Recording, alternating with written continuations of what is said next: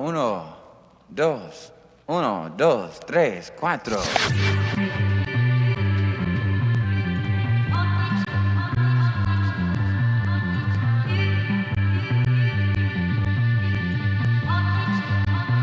Tell us about the first time you fell in love with hip-hop. I fell in love with hip-hop through various stages. The first stage was through breakdancing, watching, the classic films, breakdance, Beat Street. I remember going to school and all the kids wanted to be Turbo when he done that whole trick with the broom, and you know what I mean? We all thought that was real, and yeah, that was my first encounter with the hip-hop culture, and then also watching Beat Street and the dance-off between the New York City Breakers and the Rocksteady crew, and it was amazing, do you know what I mean? The moves, and it was something out of this world at the time. My mum had a tape, used to tape this tape every Friday and Saturday night called Ensign Radio. It was a show on LWT, ITV. And it was hosted by Tim Westwood. And welcome to the Ensign Rap Show with me, Westwood. And tonight we have video pressure from EPMD, Big Daddy Kane, Just Ice, and Kid and Play. And basically, with that show, they used to have all the classic hip-hop videos, like Rakim, Move the Crowd, LL Cool J, I'm Bad. Do you know what I mean? I remember watching LL Cool J in his red suit and thinking, what the f***, man? My man's just on some crazy shit, jumping up and down on the speakers, and that tape, I remember we used to watch that tape every single day.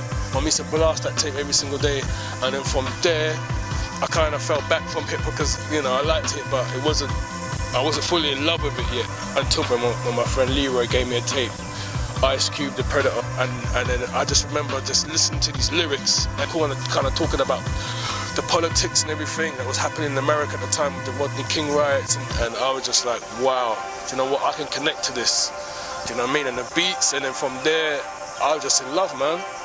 That was me, hip-hop. This beat is fresh.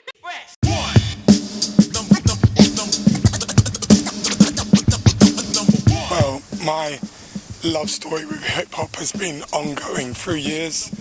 It started when I was in my primary school, 10, 11 years old, with Grandmaster Flash. It moved on towards the early days of what was called at the time electro and breakdancing. People like African Bambaataa, Nucleus, the whole breakdancing scene. I remember me and my brother as kids learning how to body pop to videos like Michael Jackson's Thriller, Lionel Richie's Dancing on the Ceiling, basically rewinding, fast forwarding, learning the moves. And gradually as it went on, we learned more about what the whole sound was, what the whole culture was, the clothes, the Nike jackets, breakdancing, spinning on your back. For me, I kind of, around 86 time, when kind of breakdance kind of died for a bit, I kind of also took a sabbatical for a few years, was listening to other types of music, and then around 89, 90 time, around the time when Colours, Straight Outta Compton, various other albums come onto the scene, that's when my love affair come back, that's when I rediscovered it, and from then on into now, hip-hop's been there.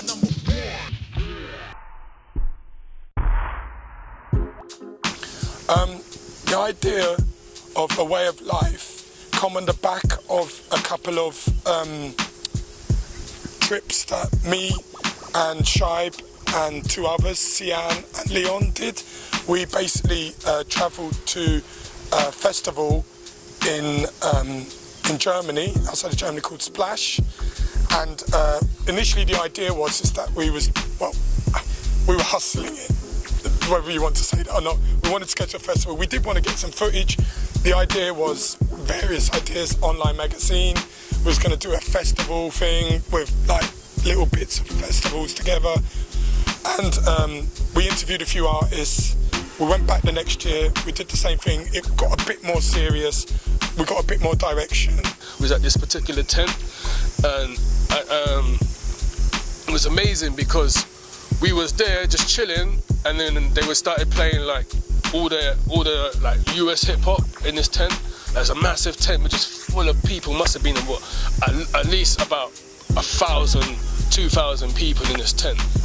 And they started playing all the New York hip hop, all the American hip hop, all the classic ODB, Mobb Deep and Wu-Tang and all that. And then they started playing this German hip hop, and the whole place erupted. Everyone went crazy, and I thought, what? Wow, I never knew it was like that, because obviously growing up in the UK myself, we was used to our own tracks like How's Life in London and, you know, tracks by Skinny Man and stuff like that. That was our anthems. So when we heard like the German equivalent and how people responded to it, we knew that we needed to put something together that can document that. And then me, and myself and Shibe were walking, going for like our infamous long walks, 2-3 hours, chatting about various things. And we hit upon an idea for a documentary about global hip hop, and it kind of took form from there, bouncing ideas back and forth, and then basically we landed on the idea of, well, we got a format for what we wanted to do, and we took it from there. Basically, that was it. It was basically the idea come from walks, a few long walks, ended up with the how should you say, the foundations for the documentary.